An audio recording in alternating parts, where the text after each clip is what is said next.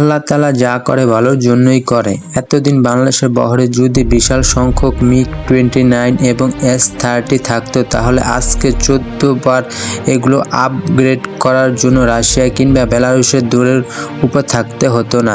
তাছাড়া রাশিয়ার সাথে ডিলে কর পোষণ করলেও সেটা তদন্ত এবং সঠিক তথ্য পাওয়া নিশ্চিত থাকে না। ফলে ফাইটার জেটগুলো সাদা হাঁটি এবং বুকের উপর পাথর হিসাবে থেকে যেত। ঠিক এই সমস্যা বড় ভুক্তভোগী হচ্ছে ভারত। এস-30 MKI তার বিশাল রাডার ক্রস সেকশন, কারণ পশ্চিম ফাইটারগুলোর কাছে আগে ডিরেক্ট হয় এবং আগে লকড হয়ে যায়, যার ফলে ভিজুয়াল রেঞ্জের ভেতর ব্যাপক হারে ফাইট করার সক্ষমতা থাকলেও সেটা কোনো কাজে না। অপরদিকে চীন শুরুর দিকে ভারতের মতো রাশিয়ার উপর নির্ভর হলেও তারা রাশিয়ার এই ফাঁদ থেকে বেরিয়ে এসেছে।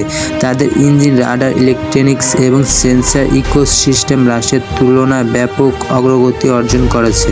বাংলাদেশের মতো ছোট্ট এয়ার স্পেস, ছোট এবং এফিসিয়েন্ট ইঞ্জিন সমৃদ্ধ ফাইটার বর্তমান বিশ্বের অন্যতম শক্তিশালী ফাইটার জেটগুলোর মধ্যে ইউরোফাইটার টাইফুন একটি।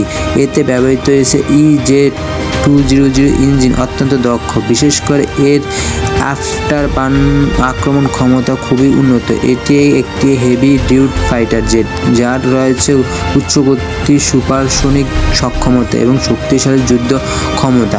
বাংলাদেশের যদি 2টি স্কোয়াড্রন ইউরোফাইট টাইফুন সংগ্রহের পাশাপাশি 2-3টি squadron single engine multi-role fighter jet পরিচালনা করতে পারে, তাহলে এটি আমাদের জন্য একটি কার্যকর বিমান বাহিনীর গঠন বড় ভূমিকা রাখবে। বিশেষ করে আমরা যত দ্রুত AESA রাডার প্রযুক্তি শিফট হতে পারবো, ততই বাংলাদেশের জন্য লাভজনক হবে। একই সঙ্গে যদি ZNC নেটওয়ার্ক কেন্দ্রিক যুদ্ধ ব্যবস্থা যুক্ত করা যায়, তাহলে মাত্র 1 মিনিটের মধ্যে যে কোনো শত্রুপক্ষ কার্যকরভাবে মোকাবেলা করা সম্ভব হবে। বর্তমানে প্রায় $220 কোটি 20টি ZNC মাল্টি-রোল যুদ্ধবিমান কেনার বিষয়টি চূড়ান্ত পর্যায়ে রয়েছে। পাশাপাশি ইতালি থেকে প্রায় $250 কোটি ও 16টি ইউরোফাইটার টাইফুন যুদ্ধবিমান কেনার আগ্রহ প্রকাশ করা হয়েছে। তুরস্ক থেকে 6টি আক্রমণকারী অ্যাটাক হেলিকপ্টার এবং বিভিন্ন ধরনের ক্ষেপণাস্ত্র কেনা হচ্ছে। এছাড়া চীন থেকে আধুনিক ক্ষেপণাস্ত্র আনা হচ্ছে। পাশাপাশি ভারতে উন্নত ড্রোন যুক্ত হচ্ছে। গোয়েন্দা তথ্য সংগ্রহ ও নজরদারির জন্য ফ্রান্স ও তুরস্ক রাডার সিস্টেমে একসাথে সংযোগ করা হবে। নতুন এসব সামরিক সরঞ্জাম যুক্ত হলে বাংলাদেশের পুরো সামরিক ব্যবস্থা একটি নেটওয়ার্ক ভিত্তিক কাঠামোতে কাজ করবে। এর অর্থ হলো নতুন রাডার, ফাইটার জেট, ড্রোন, নৌবাহিনীর যুদ্ধজাহাজ, Z-10C ও ইউরোফাইট জেট সবগুলো উন্নত রাডার ও দূরপাল্লার ক্ষেপণাস্ত্র ব্যবহার করে শত্রুকে দেশে আকাশসীমার বাইরে থেকে আঘাত আনতে সক্ষম হবে। স্থল বাহিনীতে নতুন ক্ষেপণাস্ত্র যুক্ত হওয়ার দূরপাল্লার লক্ষ্যবস্তু নির্ভুল হামলার সক্ষমতা আরও বাড়বে।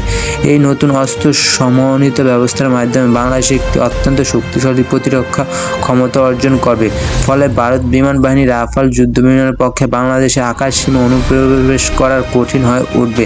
এই সমন্বিত প্রতিরক্ষা ব্যবস্থা যে কোনো সংঘাতের ঝুঁকি ও খরচ বহুগুণ বেরিয়ে দেবে, যা ভারতকে সহজে সামরিক আগ্রাসন থেকে বিরত রাখবে। একই সঙ্গে মিয়ানমার সীমান্তে যে কোনো আক্রমণগত সামরিক কর্মকাণ্ড থেকে এটি শক্তি প্রতিবন্ধক হিসাবে কাজ করবে। আপনারা যদি এই চ্যানেলটিতে নতুন হয়ে থাকেন, প্লিজ সাবস্ক্রাইব এবং লাইক দিয়ে সাথে থাকবেন।